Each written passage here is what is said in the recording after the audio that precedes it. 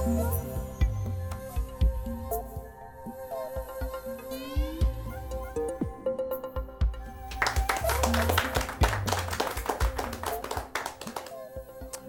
so to start with, I thought I'd give you a little bit of context. The Trobe Wildlife Sanctuary is a 30-hectare outdoor ecology laboratory that has been transformed from farm paddocks into a thriving woodland. I guess it's a really good example, or a brilliant example, of what 45 years of conservation or applied conservation can actually achieve. The La Trobe Wildlife Sanctuary is situated at La Trobe University's Melbourne campus in Bundoora, north of Melbourne. A lot of people know about the Wildlife Sanctuary, and in fact we have many people visit our nursery, but we are foremost an education facility.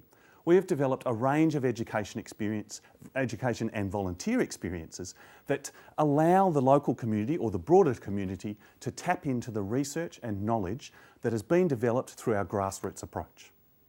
So we have community groups, school groups, uni students, individuals, all being involved in our operations in a range of ways.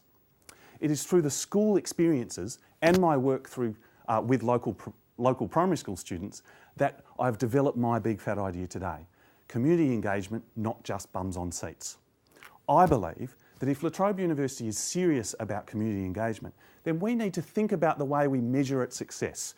We need to go beyond counting the number of students that come in through our gates, and we need to think about why we do community engagement. So, I'd like you to think of a stereotypical scientist. What on earth is a scientist is actually an activity that we run with primary school students. So, I ask them, am I a scientist? And their answer naturally is no. And I ask them why. Well, the main reason that they give is because I'm not wearing a white coat. So, I put on a white coat. On goes the white coat.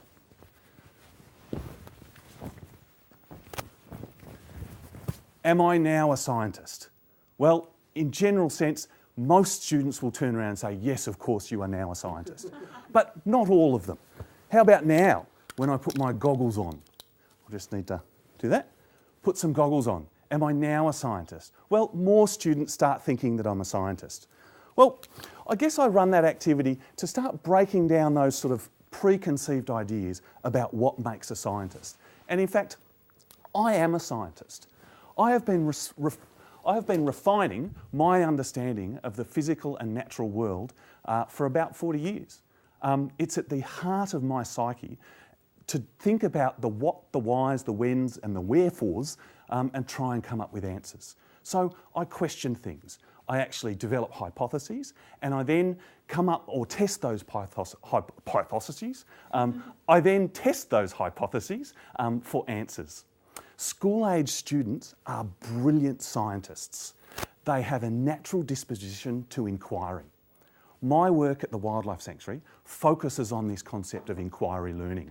We develop education experiences that unpack the traditional teaching methodologies and expose students to authentic learning experiences that are spread across multiple disciplines. So, inquiry learning to me is about allowing students to develop their own pathways by providing them with big picture questions like, what is a scientist?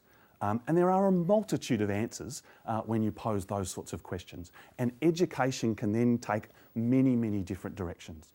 So for me, it's about drawing out student understandings about a particular topic and then building on that knowledge. So the inquiry learning model enables students to develop a passion for learning. So now that I've set the scene and I've given you a little bit of an understanding about where I'm coming from, I'd like to talk about one of our flagship experiences. It's called Sustainability Leaders. And in this particular experience, we pose the question, how can we make the world a better place? So we developed this experience about 5 years ago because I was concerned about the relationship that we were developing with local schools. It seemed more of a business relationship where students would actually come to the Wildlife Sanctuary, they'd pay their $12 a head, they'd have an awesome experience, but then they would go home. It seemed like a bit of a production line. So no doubt our experiences had a lasting effect on some students. But I was concerned about the development of relationships with schools and their teachers and students. So I wanted a way of deepening the outcomes and measuring the benefits both educationally and within the sustainability context. So Sustainability Leaders was born. Student teams would develop their communication skills, their leadership skills, team building, negotiation skills by brainstorming tangible ideas and come up with achievable outcomes within their schoolyards or school grounds. So at the initial training day, we would actually have a session on leadership and the development of the ideas into action using our leadership kite. Then, when we went back to school, we would actually have a plan for how they will actually make the school a better place. So, habitat gardens, lizard lounges, frog bogs, nesting boxes, peacescapes, vegetable gardens are all sorts of things that students have created in their schoolyards. And a few years ago, we actually had some grade 6 students from a local primary school develop a documentary about how their school is progressing on sustainability action. They held a premiere where they decked out the school hall with the red carpet, and we had 2 grade 6 guys dressed in suits with the security badges, checking people's ID as they walked through the door. And they sold popcorn, and all the actors that were involved in the documentary dressed up in formal attire and sort of had a procession down through the school assembly. So I guess these are the tangible or physical outcomes that students develop by going through this leadership experience. But I guess what are some of the less tangible benefits? I'd like to share 2 examples. So at a local school, around 50% of the grade 2 to 4 students had never worked in a vegetable garden. Absolutely no concept of working out in the garden. Their understanding of vegetables was quite poor. They confused things like onions and potatoes and peas and beans and carrots and tomatoes. So we conducted the leadership experience, and through that, the teachers and the students decided that we should build some really cool vegetable gardens in their school. So the students made models of their vegetable gardens and what they would look like. We created we investigated different types of seed. We investigated different types of vegetables. Students created storybooks about their favourite vegetable. And on our weekly visits, we would work with the teachers and the students and created some great garden beds where we planted tomatoes and carrots and beans and peas and loads of herbs. And then at the end of the program, we actually cooked a whole heap of pasta dishes for the students to actually try their produce. So I hope that through that sort of a story, the benefits are actually quite self-evident. However, the unmeasurables tend to focus on things like student confidence, social development, communication, and a shared connection with nature. Students demonstrated a growth in confidence, but importantly, they developed skills by working together as a team. Teachers often commented on the fact that the struggling students suddenly came out of their shells or developed connections with fellow students where social skills were lacking. So these are the students that exhibit what we call the most significant change. So I met a student named Max at a local primary school when they came to the Wildlife Sanctuary and did the Sustainability Leaders course. They were a group of grade 4s. And at the end of their course, they decided that they would create a frog bog, a mini wildlife sanctuary and a butterfly garden back at their school. Max was in a team of the 8 students that were going to focus on the habitat for butterflies. So we went to the school, and one of the first activities that we needed to do after our initial sessions was to develop a plan, a step-by-step guide of how we were going to create the butterfly habitat. Well, Max didn't work well in the team. He was disruptive, he was disengaged, he challenged me at every corner, he had problems communicating, writing, and he really couldn't follow a conversation very well. So often when I would talk to him, he would talk about being bored.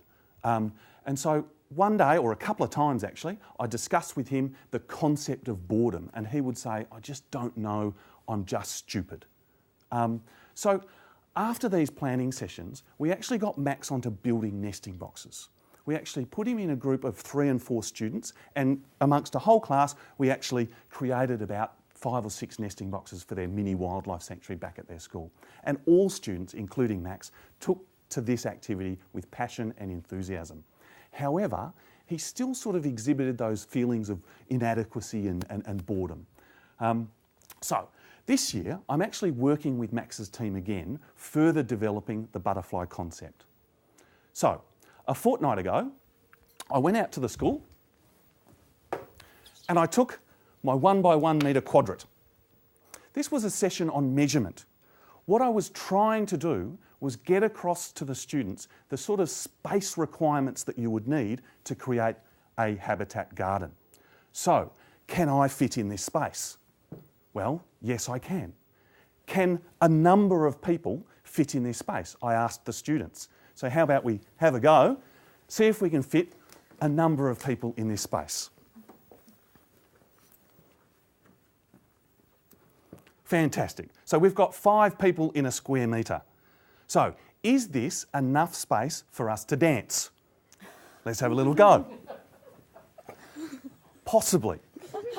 Is this enough space for us to play? So you can take a seat. Thank you. So we had a discussion amongst the students about whether this was enough space for you to play. And the answer was, well, you could play if you were on your own, but not with a group of friends. So we thought about the concept of a bigger space. And Max turned around and said, I think we need at least 12 square metres. So I said to Max, so how are you going to measure out 12 square metres? And he said, well, how about we just place 12 of these together, or maybe even we could actually put them in a grid like 6 by 2 or 3 by 4.